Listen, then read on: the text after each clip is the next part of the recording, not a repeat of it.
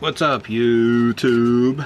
Well, I have a situation here that I figured I would do a video on. I don't know if you watched the last videos. We're going to talk about the Ford trucks and a pretty common pain in the ass issue with these things. Okay, here we see hanging down the back of my truck, right up underneath right on top of the spare tire area. There's the thing that holds the spare tire. There's all the framework around it, blah blah blah. Up behind the bumper, up above the spare tire, right on this frame rail, mounts this little guy. This is the fuel pump control module, or driver module, whatever you want to call it. And today, when I was driving, going downtown, I was hitting some water because it was pouring down rain like a son of a bitch. And because of this big gaping hole in the side of this thing, guess what happened? Yeah, you guessed it. Water got in there and the truck shut down on me while I was in the middle of the road.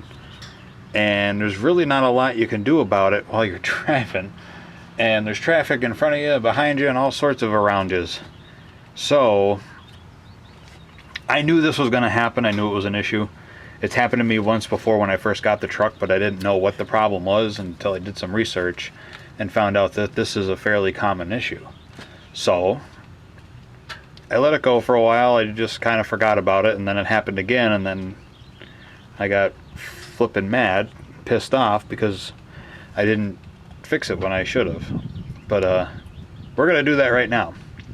I'm going to show you what happens to these things when they get wet and what your truck will do.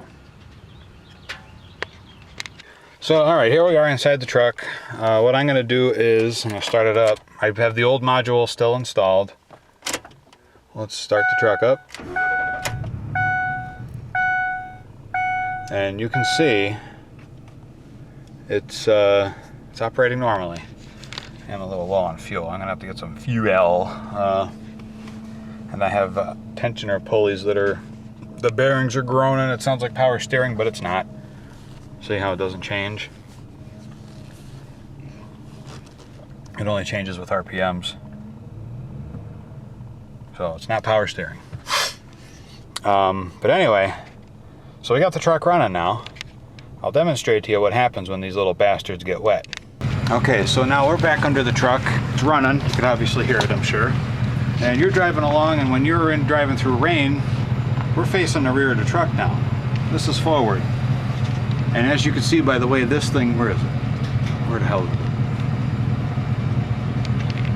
Yep, oh, there we go, okay. I'm gonna get my bearings. Okay, so just imagine you're driving down the road and you got this big gaping hole facing forward, and you got all that rain and water and salt and shit spraying up from the truck, and it just starts going, you're hitting puddles and oh no. Oh, hear it? Hear it? They're kind of dying out. Oh no, more rain. Whoosh, big puddle. Just hit a puddle. Oh shit, we just hit a really big puddle. You can hear it kind of, hear it? Hear it kind of fucking up a little bit. It's like, no, what am I doing? And then you hit a really big puddle. And then it just gets even more wet. And then just imagine this when you're driving. You're driving down the road. Hear how it's kind of running like shit? And then all of a sudden, you're like, oh no, I don't have power. Where's all my power gone? What happened to the power? I can't accelerate. And then all of a sudden,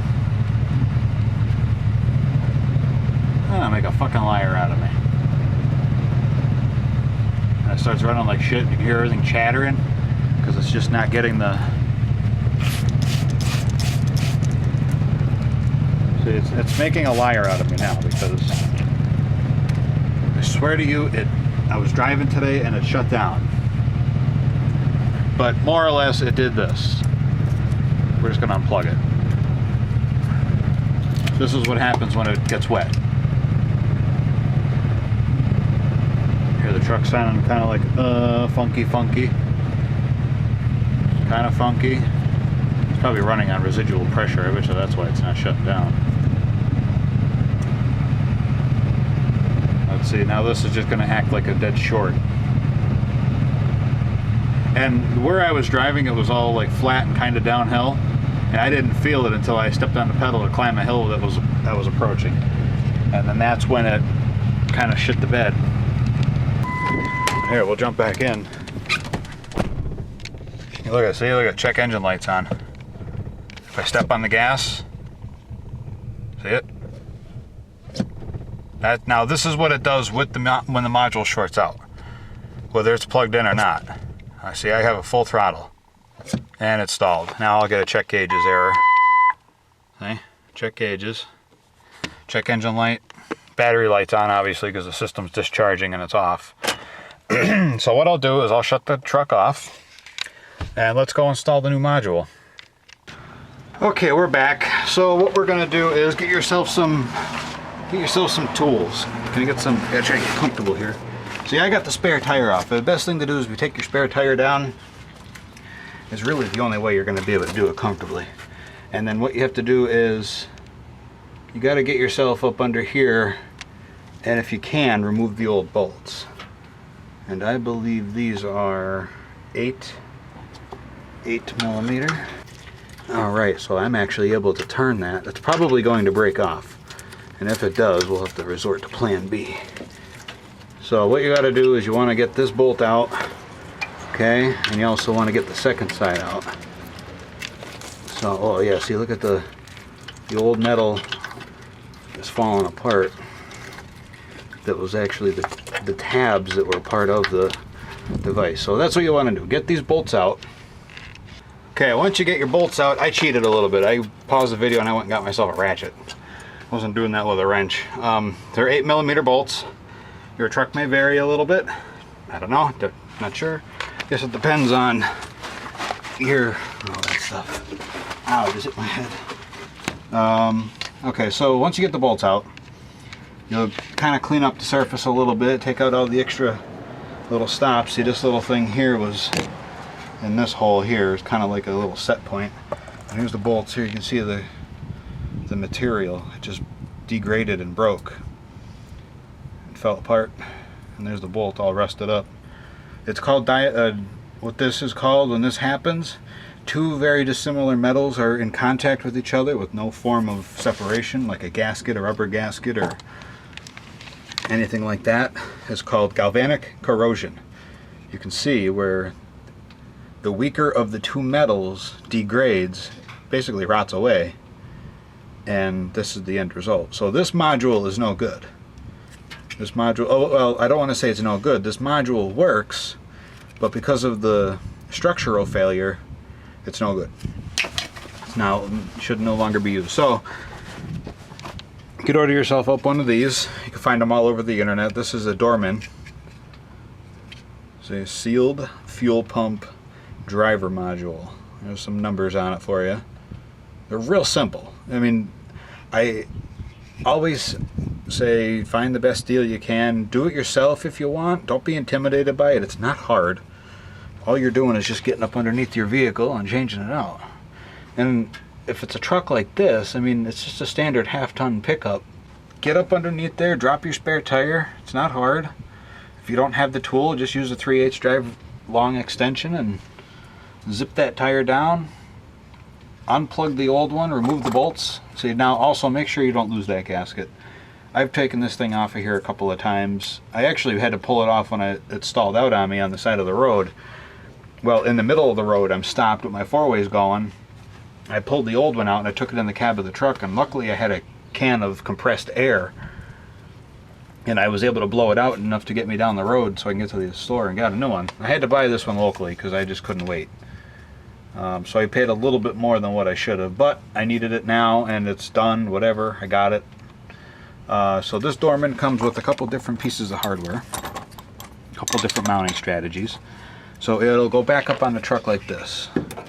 Okay, so we're not mounting it against the frame like the original one was and have it fail again on us. What we're going to do is they include a couple different types of mounting options for you, which we're going to use this one.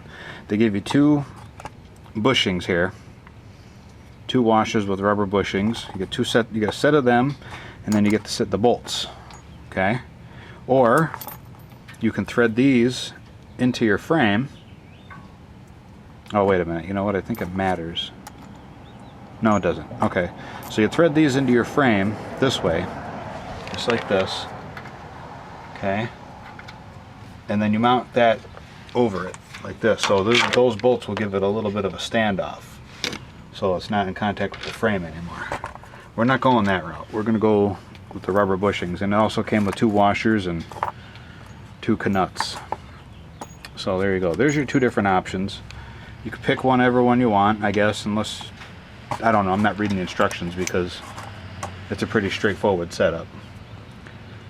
So what we're going to do is, first thing, we're going to use some anti-seize compound on the threads. I use this on any metal-to-metal contacting, even lug nuts, spark plugs. I use it. And we're just going to take it and put it in the little recessed hole that the pin goes in, right around the area here where the nut's going to, or the bolt's going to go through, and on this one. Okay. I'm also going to take a little bit, put it on the end of the nut. The bolt. Why do I keep calling that a nut? It's not a fucking nut. It's a bolt. So we'll just take a little bit here and do this, so that way, if for whatever reason we have to take it back off of the truck, it won't be a nightmare. So we're going to slip one through there, and we're going to take, so we slip that through there, take that bushing, slip it on there, and then we're going to start the threads on the truck here. Just get them caught. Okay. And then we'll do the same for the other side. I'm just going to get them caught, and then I'll show you. Get the threads caught. These are 12mm heads. Okay, and there you go. You can see we got this kind of started. Now you can see it lifts it up off of the frame. So there's no more of that galvanic corrosion going on. Maybe a little bit here at this point here, but once I get these a little bit tightened down, I'm actually going to put a little bit of this anti-seize against there too, so we don't have that problem anymore. So just take your wrench or your ratchet, tighten them down. Okay. So after you get them tightened down like that, you'll see now it's fixed pretty good. And this is a gasketed plug, so you don't have to do anything special with that. You could use a little electronic sealer around there if you want. Not required. And just push it in until it slides in and locks. It should be a pretty snug fit. Okay, we're back in the truck now, so let's see what happens. Turn the truck. There you go. Fired right up. See if the check engine light goes out. Nope, I bet you it's kicking the misfire code out. I'll have to clear it. I didn't have a check engine light up until now. It actually may rectify itself and go back out. Sometimes they do. Yeah, see, a check engine light's on. Or, as it's called, known in the industry as the malfunction indicator lamp. MIL status is on. But yeah, there you go. Revs right up. You hear that K&N filter breathing. That exhaust roaring. Alright guys, well that's how to change out and diagnose your fuel pump driver module. Now you can do it yourself. Thanks for watching.